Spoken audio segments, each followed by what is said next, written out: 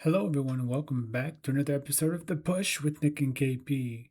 We are back once again to bring you a weekly recap, this time of Friday Night SmackDown, which took place on July 17th in Albany, New York, the night before Saturday night's main event at Madison Square Garden.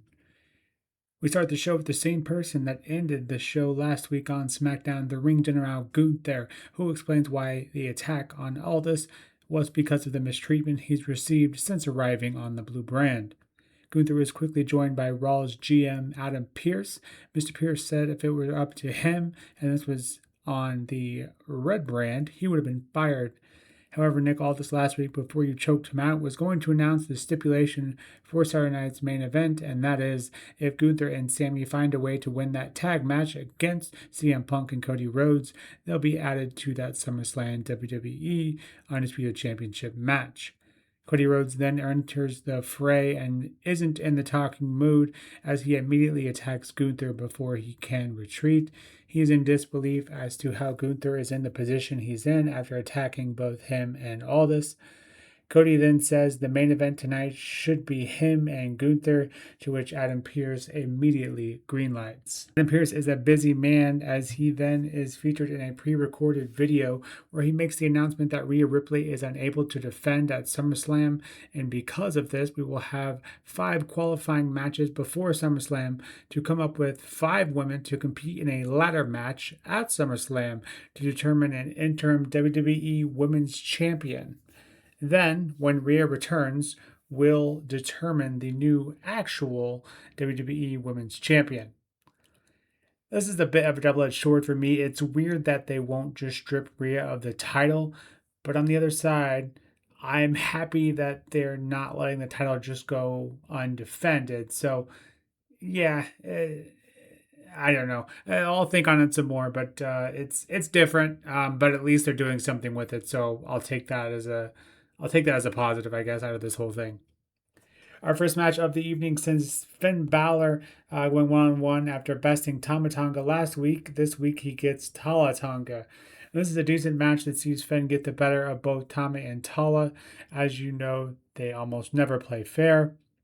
And further to my comments last week, I'm really trying not to get too excited over the potential of a main event Finn Balor, but he's looking really good and picking up wins like they're going out of style. Good for him, and hopefully this is the road that he is traveling to that main event scene.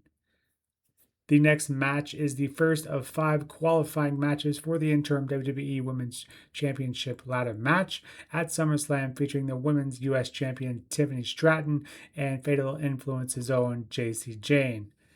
Before this match gets started, fellow Fatal Influence members Fallon and Laney attack Tiffy to try and help Jacy gain the advantage, but just as quickly, Fallon and Laney's opponent for Saturday night's main event, Paige and Brie Bella, turn up to even the odds, and it's back to an even one-on-one match.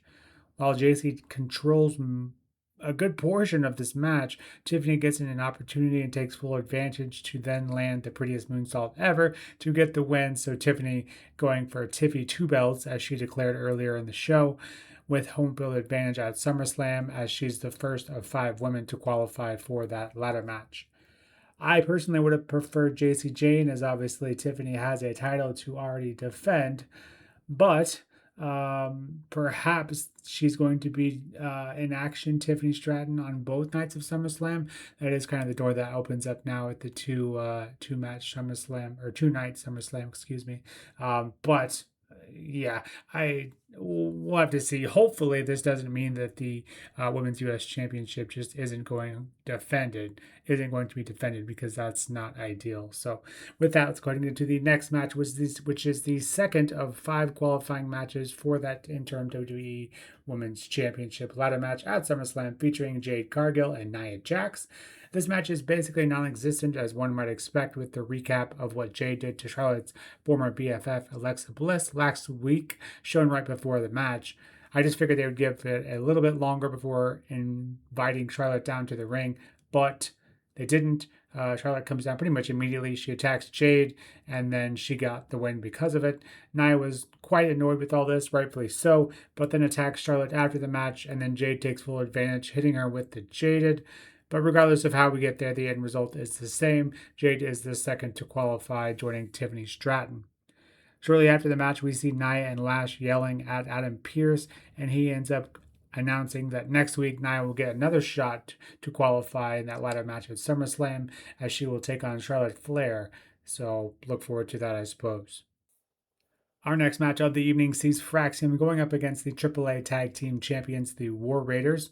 A really fun contest here with both teams doing what they do best, put on bangers, but in the end the War Raiders win in what appears to be an effort to build them up and or impress their future feud, I guess, and that of Priest and Truth. Both teams do look really good here, though, in what I assumed would be match of the night, but we do still have a pretty high profile main event. Spoiler alert, it doesn't quite live up to this one.